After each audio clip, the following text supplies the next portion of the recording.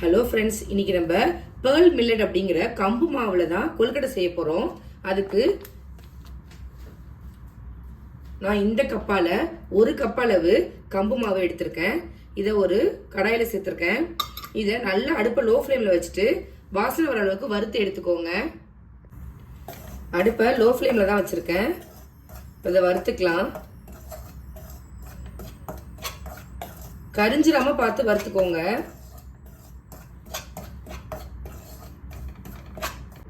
இப்போ இதை நான் ஒரு 4 மினிட்ஸ் போல் நல்லா வதக்கியிருக்கேன். நல்ல ஒரு அரோமா வருது. இந்த ஸ்டேஜில் துருவன தேங்காய் நான் ஒரு அரை மூடி போல் சேர்த்துக்கிறேன். தேங்காய் நம்ம விருப்பம் தான், நீங்கள் கூட குறைச்சி சேர்த்துக்கலாம். இதையும் சேர்த்து இதோட நல்லா வதக்கிக்கோங்க.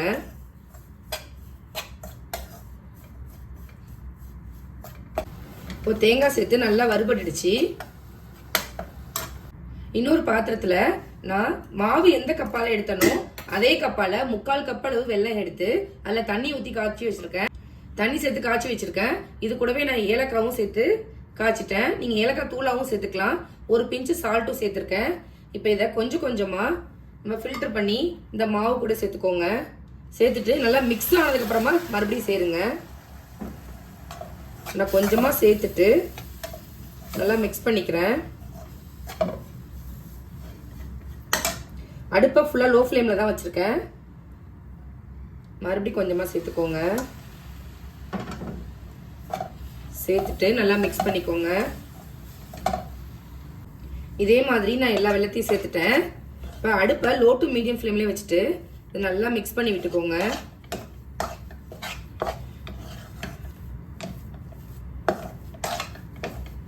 இந்த அளவுக்கு நல்லா மிக்ஸ் ஆகி வரணும். பாருங்க எப்படி நல்லா மிக்ஸ் ஆகி வந்திருக்குன்னு. இந்த ஸ்டேஜ்ல இது கூட ஒரு 1/4 ஸ்பூன் அளவுக்கு நான் கீ சேர்த்துக்கிறேன். இது ஆப்ஷனல் தான், நீங்க வேணாம்னா ஸ்கிப் பண்ணிக்கலாம். ஒரு நல்ல ஃப்ளேவர் இருக்கும். சேர்த்துட்டு நல்லா மிக்ஸ் பண்ணிக்கோங்க. இப்போ கீ சேர்த்துட்டு நல்லா நான் மிக்ஸ் பண்ணிக்கிறேன். இது கொஞ்சமா சூடு ஆறி வரணும். அப்பதான் நம்ம கொழுக்கட்டை பிடிக்க முடியும். ஆறட்டும். இப்போ இது ஓரளவுக்கு ஆறிடுச்சு. நம்ம உருண்டை பிடிச்சிக்கலாம். நீங்கள் என்ன ஷேப்பில் வேணாலும் பிடிச்சிக்கோங்க. உருண்டையாக வேணாலும் செய்யலாம், இல்லை இந்த மாதிரி பிடிக்கொழுக்கட்டையாகவும் செஞ்சுக்கலாம். நான் இந்த மாதிரி இன்னைக்கு பிடிக்கொழுக்கட்டையாக தான் செய்கிறேன். இதே மாதிரி எல்லா மாவையும் செஞ்சு எடுத்துக்கோங்க. இப்படி ரவுண்ட் பண்ணிட்டு லைட்டாக அப்படி ப்ரெஸ் பண்ணீங்க அப்படின்னா சூப்பரான பிடிக்கொழுக்கட்டை ரெடி ஆகிடும். இப்போ நான் எல்லா மாவையும் கொழுக்கட்டையாக பிடிச்சி வச்சுட்டேன். இப்போ நம்ம நார்மலாக எப்படி கொழுக்கட்டைலாம் வேக வைப்போமோ அதே மாதிரி வேக வச்சு எடுத்துக்கோங்க. இப்போ நான் வேகத்துக்காக வச்சுட்டேன். ஒரு 10 மினிட்ஸ் மட்டும் இது வெந்தால் போதும். சூப்பராக ரெடி ஆகிடும். வேகட்டும். அவ்வளோதான், பாருங்கள் நான் வேக வச்சு எடுத்துட்டேன்.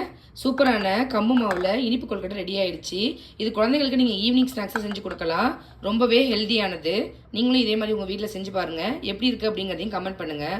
நான் போடுற ரெசிபீஸ்லாம் உங்களுக்கு பிடிச்சிருந்துச்சுன்னா நம்ம சேனலை லைக், ஷேர் அண்ட் சப்ஸ்கிரைப் பண்ணிவிட்டு கமெண்ட் பண்ண மறக்காதீங்க. தேங்க்யூ.